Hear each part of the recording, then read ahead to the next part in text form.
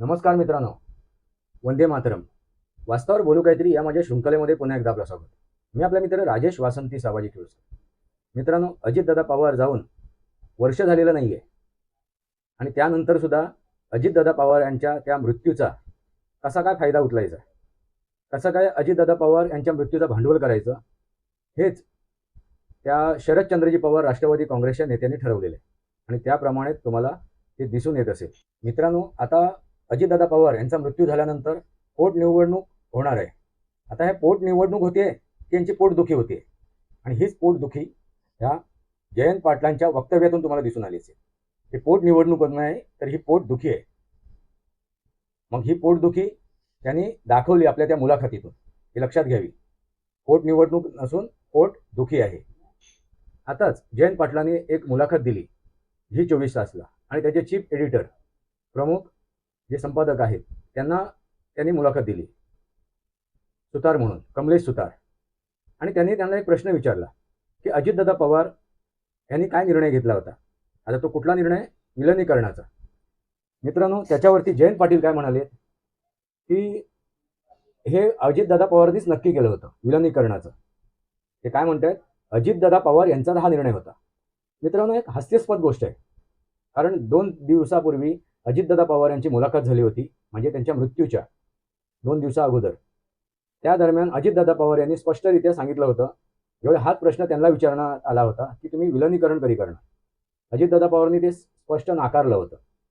ते काय म्हणाले होते, मला जर विलनीकरणच करायचं असतं तर मी वेगळा का झालो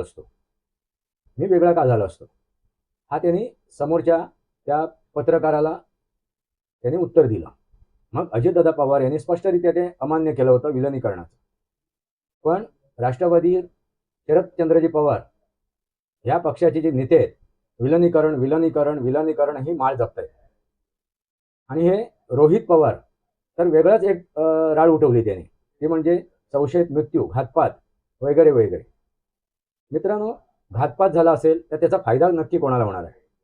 भारतीय जनता पार्टीला होणार आहे की शिवसेनेला होणार आहे की त्या राष्ट्रवादी पक्षाच्या नेत्यांना होणार आहे? काय नक्की घातपात करून कोणाला फायदा होणार आहे? मित्रांनो, हे जर आपण बघितलं, याचा जर विचार केला तर तुमच्या लक्षात येईल, घातपात जर करायचा असेल आणि त्याचा फायदा उचलायचा असेल, मतलब साधायचा असेल, तो फक्त शरदचंद्रजी पवार राष्ट्रवादी काँग्रेस यांनाच तो होणार आहे. कारण त्यांची दुबळी झालेली ती संघटना, आता ती जर सशक्त बनवायची असेल, मजबूत बनवायची असेल, तर ते विलनीकरण होणं आवश्यक आहे शरदचंद्रजी पवार राष्ट्रवादी काँग्रेसला.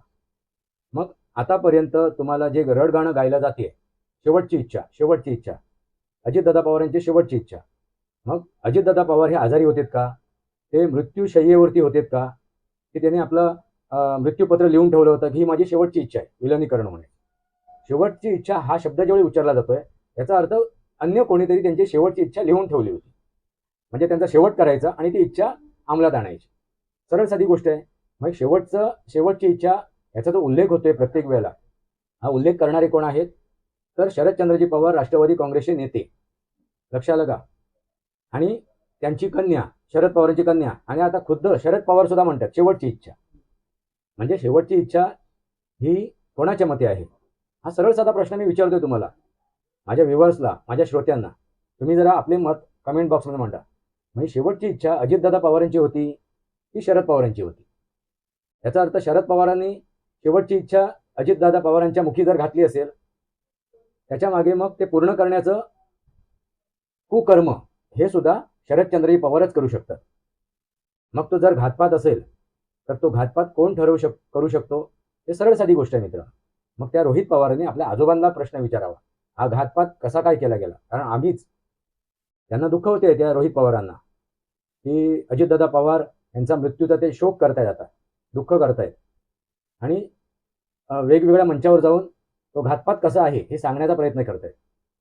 त्यांच्या समोर जर पुरावे असतील तर त्यांनी त्या कोर्टामध्ये, न्यायालयामध्ये सादर करावे आणि तिथून न्याय मिळवावा आपले पुरावे देऊन. तसं न करता हे विविध मंचावर जाऊन फक्त आरोप करत आहेत. आता हे जे जयंत पाटील आहेत, त्यांनी जी मुलाखत दिली, त्या मुलाखतीमध्ये जे काय त्यांनी त्याच्यावरती प्रश्न उपस्थित केले, त्या प्रश्नांच्या जर उत्तरे द्यायची झालीत तर सरळ साधी गोष्ट होते की विलनीकरणाचा फायदा कोणाला होणार होता? राष्ट्रवादी काँग्रेसला का? जी मूळ राष्ट्रवादी काँग्रेस आता त्या सुनीत्रा पवारांकडे आहे, पूर्वी ती अजितदादा पवारांकडे होती. नक्की कोणाला फायदा आहे त्याच्यात आणि कोणाचं नुकसान होणार होतं? हा सरळ साधा प्रश्न आहे मित्रांनो. त्याच्यासाठी रॉकेट सायन्सची गरज नाही. अन्य पुरावे देण्याची आवश्यकता नाही. याचा मतलब कोणाला साध्य करायचा होता?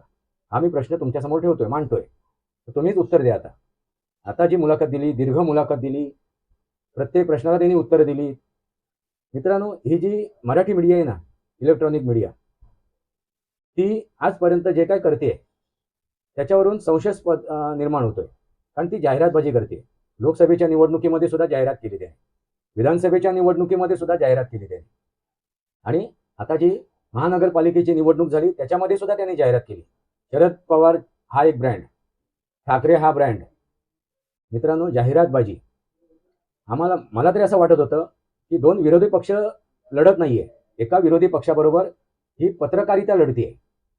हे जे संपादक आहेत, त्यांचे पत्रकार आहेत, ते लढत आहेत. म्हणजे विचार करा, दुसरा पक्ष कोण विरोधामध्ये? तर हे पत्रकार. असं तुम्हाला दिसून आलं होतं.